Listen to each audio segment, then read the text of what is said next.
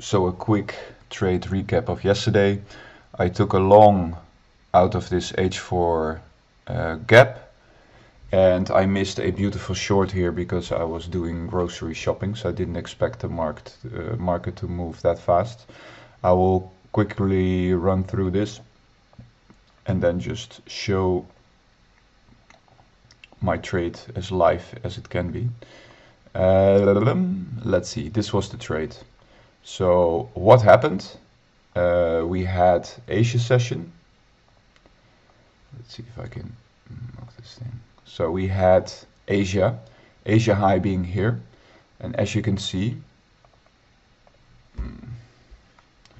we had a beautiful sweep of that level, and it actually coincided with the overnight high or the current daily high at ES. So that actually caused a higher time frame, not only sweep, but also a wonderful SMT.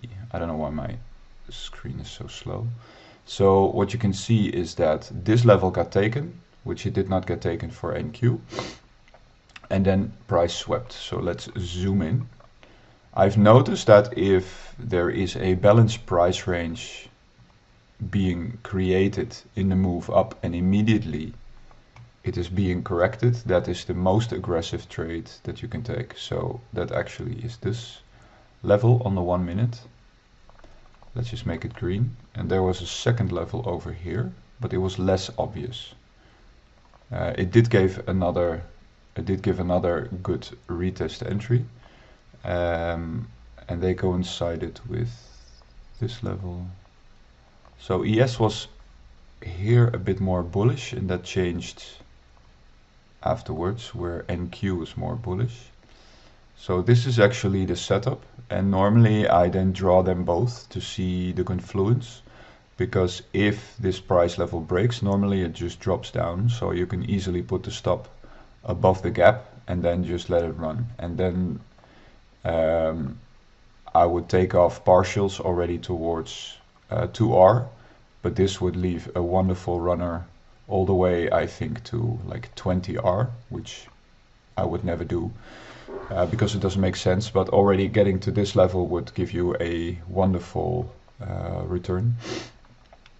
ES was actually more clean in a sense that, okay, so normally what I think I see is if price sweeps the level but immediately rejects, so it does not hang on for minutes above this level, so it sweeps and maybe stays there, like you get this price action, like a sweep and then move down. This was for me the more clear. This was already a bit where I thought, this could actually move further up. But this was really nice, like one candle creating the gap, one breaking, sweeping the level, and the next candle just completely inversing that gap, creating the balanced price range. In a sense, this was not the cleanest of price ranges, but it actually was, for me, a very clean setup. So this was the one I missed because I was doing my grocery shopping, so I saw all the alerts afterwards. This is too bad. It's a wonderful setup. So that's that. Let's move back to the 5 minutes because then I can just press play. So there was a lot of grinding downwards, and the more I saw it happen, so just from a character point of view, this is the 5 minute. When US opens like this and you have chop, this is not the PA I feel comfortable with. So I just watch, and I see a lot of potential setups, but I'm not going to burn my capital on, let's say, 1 minute or 2 or 3 minute setups in this chop, because it's so volatile. So I wait for a level that I want to see broken, and this is what I want to see broken. So there's a lot of liquidity here, and also for ES, a lot of liquidity here, and there is a huge H4 gap, and that H4 gap actually is in discount. So I think the discount line is 50% level is around here. So I thought, okay, the only moment I want to take a trade is where I get a really clean level, and price is telling me that it wants to reverse. So let's play price. So still a lot of chop, right? And this was not interesting for me. And now it gets interesting, because the point is here, when you get such a drop, and I actually did not take it on a 5 minute, I think I have to check. So I do two things. So I see a beautiful gap occurring here, and if I draw it to the left, then I want to see it price hold as support, because it means that for me, buyers were still in charge of the market, but then there were sellers pushing price down, manipulating price into this gap, but also taking out all the liquidity on this side. And I have to check if this was indeed the level. Yeah, that was the level. So what happened here? Let's just see if I can replay price. How can I do that? Select bar. Because there was a tricky point in here.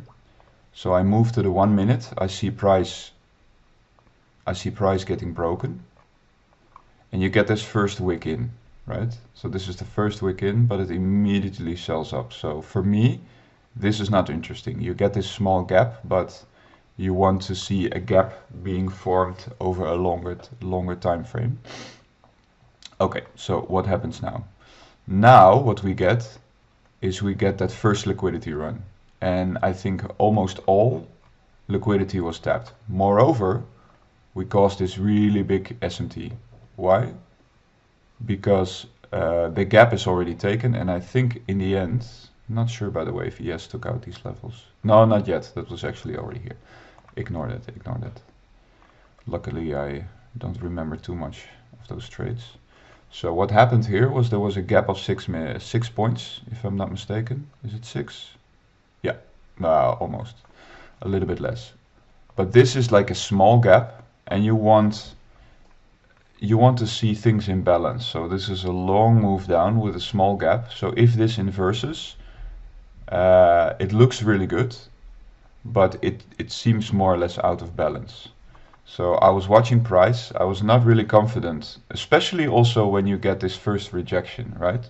So you move in this level. This is a good candle, sweeping, moving up, but then you want continuation. And then it looks interesting to take. But once it rejects again before it moves, it's not really a V shape. The V shape, you want to see what I saw in the other one. One move down, one bottom, one breaking upwards again. And then that's a good one to chase. But this was just chopping a little bit, moving up, showing some weakness, and then moving down again. And now this actually looks really good, because what do we have here? We start to have a change in the state, like this. We create a new gap, which looks really, really promising. Because this, I think, was 13 points. Yeah, and a bit. So this looks really good. So we have a lot of upside here in that gap to be taken. We have a long move down with a lot of generated liquidity. But now you want to see momentum. So let me just...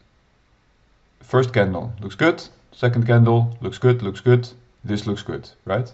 So we not only break the inverse, but we also break the change in the state.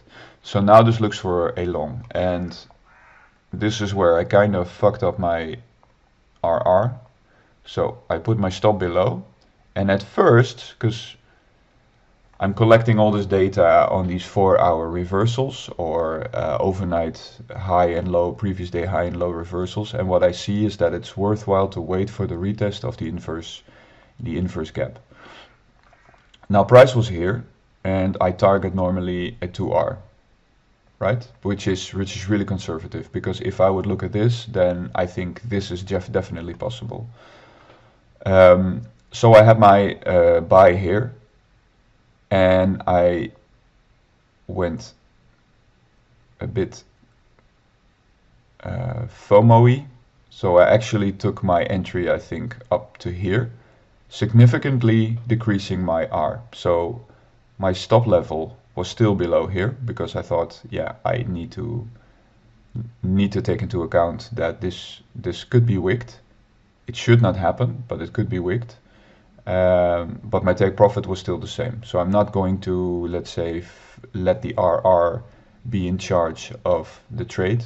No, so I actually more or less market bought here to find out that actually price went one tick into the gap, giving me the perfect entry, and then just rallying upwards.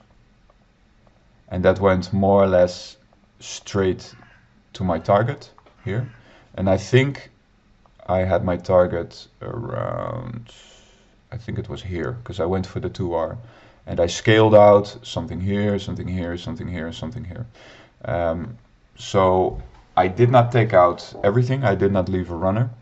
But price actually was so incredibly bullish from here that it would have been really worthwhile to take that runner. So in the end, we took out these highs, which also happened, because actually I didn't mention ES, but ES was showing really consistent PA. Moreover, we had this small SMT, lower low for NQ with a equal low for ES.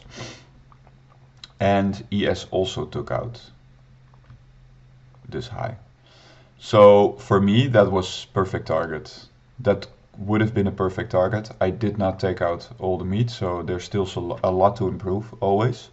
So first, that is just trusting the system, and then just setting a limit order and just trust that it will get hit.